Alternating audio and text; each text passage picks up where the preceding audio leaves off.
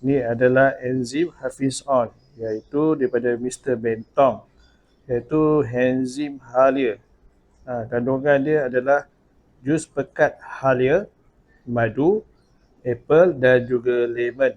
Kalau Mr. Bentong iaitu Hafiz On ni promote, dia kata ini adalah jus halia lah. So ini adalah salah satu produk daripada Mr. Hafiz On, enzim halia. Warna dia macam ni.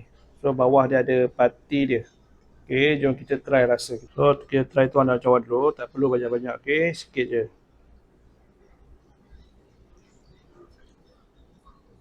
So kita try rasa, okay.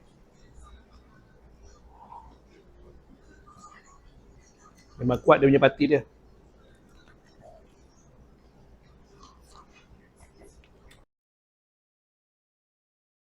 So setelah rasa, apa yang aku boleh cakap, setelah try rasa, apa yang aku boleh cakap adalah pati halia dia memang pekat.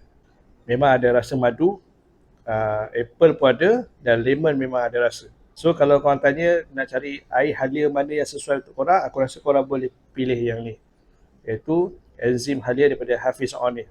So kalau korang berminat dengan produk Mr. Bentong, iaitu enzim halia daripada Hafiz On ni, sila tekan beg kuning, okay? Bye.